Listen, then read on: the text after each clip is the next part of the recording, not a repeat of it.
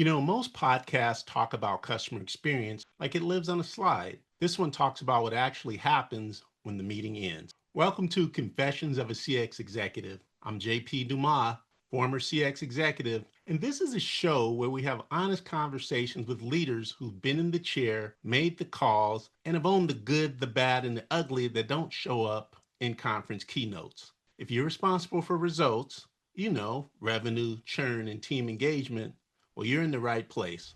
Let's get into it.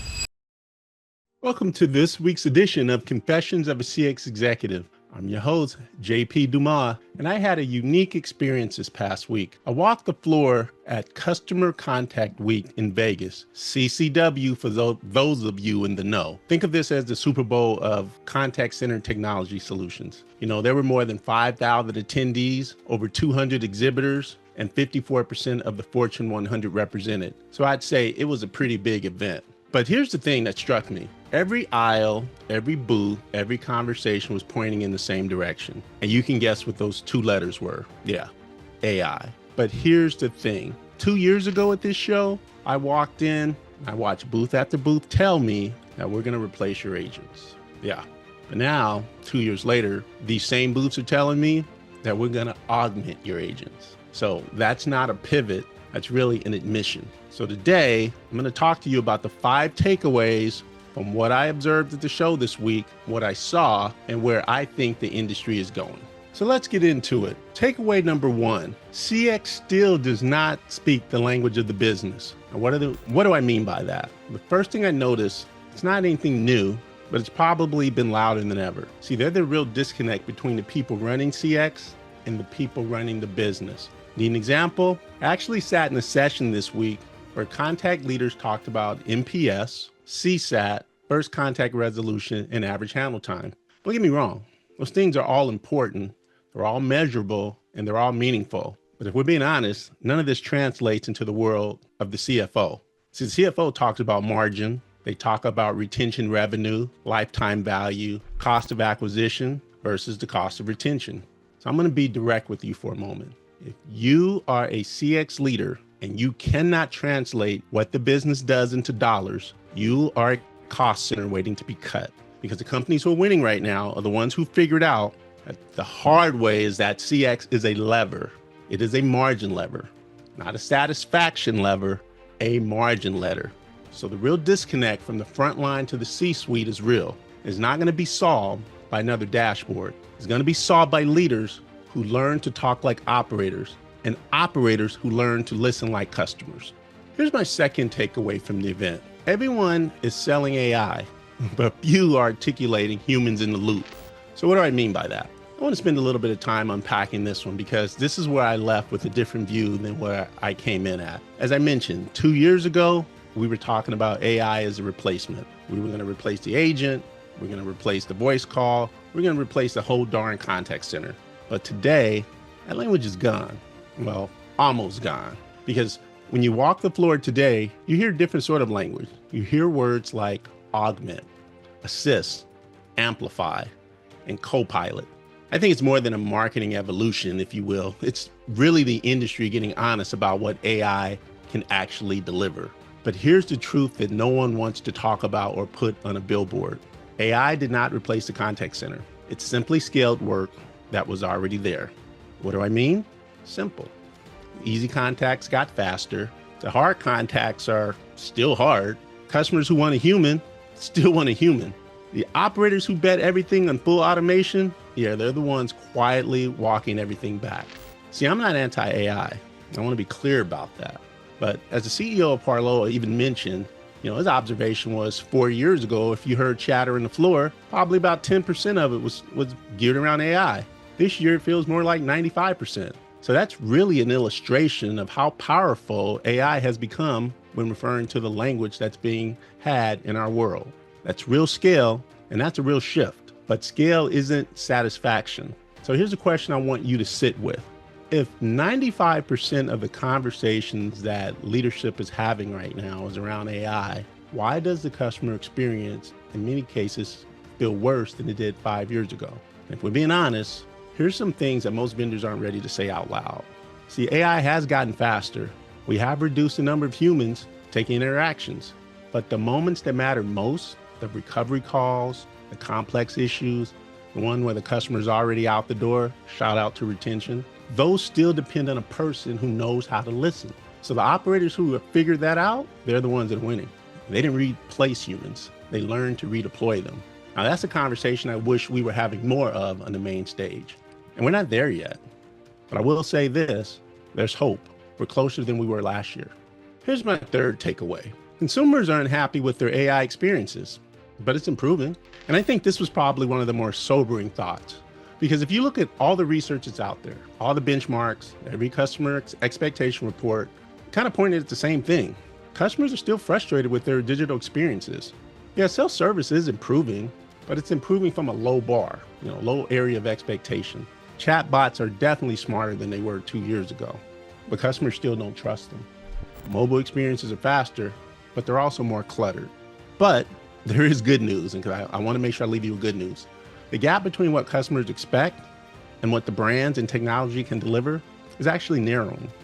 See, the companies that invested in real customer journey work, not just tech upgrades, but an operational redesign, they're starting to pull ahead. But the brands who opted to try to fix digital by buying more software, more tools, more shiny objects, they're falling further behind. So here's my operator take. Software does not fix experiences. Operators fix experience. So you can buy every tool in the expo hall, and if your operating model doesn't change, well, neither will your customer, and you'll be back to where you were last year looking for another solution. Here's my fourth takeaway. In a connected world, it still pays to be in the room. And I would say I probably experienced this most personally. We live in a connected world, probably more so than we've ever been. I mean, you can reach out on any of the social media platforms, or LinkedIn, or Slack, or newsletters, or even podcasts just like this. Yet the most valuable conversations, they tend to happen in the room. They were the ones that happen in the gap. And I saw this firsthand this week. It's that 5-minute walk in between workshops. It's the line at the coffee bar, or your favorite bar, depending, because it was Las Vegas. The hallway after a panel. The booth where you actually stop by, not because of the product, but because you knew the person who was standing in front of it. And these are conversations that you can't have over Zoom necessarily. It had just a bit more texture to it. These are also the conversations where a vendor pulled you aside and told you what wasn't in the press release, or what wasn't on the slide, or what's coming next, or a little tidbit, what the board actually says behind closed doors before they cut your budget. See, none of that is going to travel through a screen. So my advice to anyone listening to this is, if you're early in your career and you're trying to decide whether you want to spend a week and fly halfway across the country for a conference, go. If you're senior in your career and you're tempted because, again, you've got a pile of work and you've already done the rounds, I say go ahead, do it. Because the room is going to reward the people who show up. And that's not nostalgia. That's just plain old simple operations. Humans want to do business with humans. Here's my last takeaway for the week. I really want to give a shout out to the folks who are actually getting things done, doing things right. And so we had the CCW Excellence Award Gala Tuesday night. And full disclosure, I didn't attend the gala, but I know a few folks. And so I want to give a shout out to some of the folks that I've been tracking this week. And I definitely want to spotlight them because this ties back to many of the themes that we've been talking about this episode and some of the posts and videos I put out. So first and foremost, I want to give a shout out to eTech Global Services, BPO of the Year. Now, some of you may know that we had Jim Ayub on the show. That episode is going to be released soon. So I can't pretend that I'm neutral on this one. But eTech beat a heavyweight field. I mean, if you think about a company 20 years ago, started off with 400 people in Texas, and now they're close to over 4,000 across multiple countries, that's important because they operate the contact centers and build the AI through their subsidiary. In other words, they speak both languages, and the industry, in my opinion, needs more of that. So shout out to Jim and the entire eTech team. Now, this is a twofer because ETS Labs also won for Best of the Best for Self-Service Innovation. That's eTech's AI subsidiary. So I want you to think about the field they beat for a second. Amazon Web Services, Lenovo, United Healthcare. A BPO AI subsidiary out of Texas won the same category where AWS was a finalist. Read that again. Because see, this win wasn't about the budget. It was about building AI inside of a live operation instead of outside. So once again, congrats to the ETS Labs team. Well done. Also want to give a shout out to Balto. You think about a cloud-based CX solution of the year. And this ties right back to my takeaway number 2. See, they built a platform around real-time agent guidance. It's the AI's understanding of what's happening in the moment and prompting agents to act accordingly. That's not AI replacing humans. That is AI making humans better. And again, that's the conversation the industry needs more of. So congrats again to Balto. Amazing work, amazing platform. Now, got a couple other folks I want to shout out here. One of them is Natalie Beckerman. So she's going to be somewhat surprised, and I call out her and the iCore team. They're doing good work. But I'm singling out Natalie because she just dropped a book called When Did You Stop Caring? And so she had an opportunity to take the main stage and have a conversation about the human side of customer care. And I'm going to be honest with you, that title alone is the conversation we should be having on many of our stages. When did you stop caring? And it's not caring in the mission statements. It's not empathy buried in the deck. It's really thinking about caring as something you can actually see, something you can measure, and something you can hold leaders accountable to, because that's the real work. So again, go pick up Natalie's book. Now, I'm going to wrap this up here.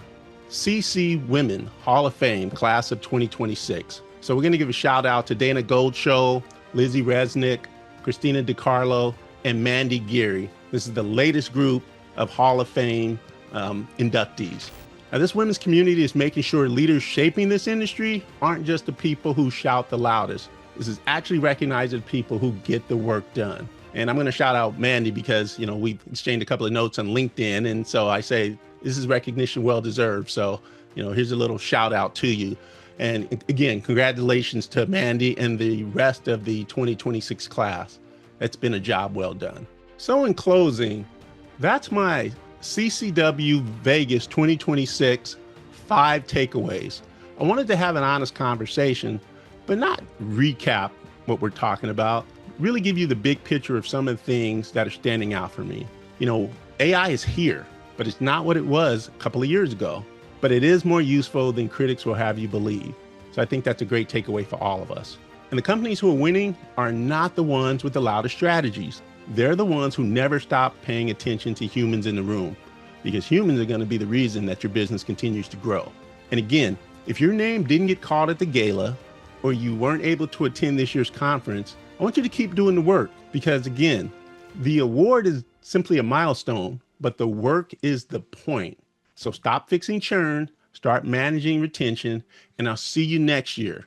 This has been this week's episode of Confessions of a CX Executive. I'm JP Dumas, and we will see you next time. If today's conversation hit close to home, I want you to do 2 things. 1, share this episode with someone who owns a number, and 2, subscribe, because we're just getting started. I help CX leaders move from stalled execution to visible results before delays turn into credibility and retention problems for your organization. So if you're feeling the friction between strategy and execution, connect with me on LinkedIn or check the show notes and let's have a conversation. Until next time, this is Confessions of a CX Executive. Real talk, real operators, real outcomes.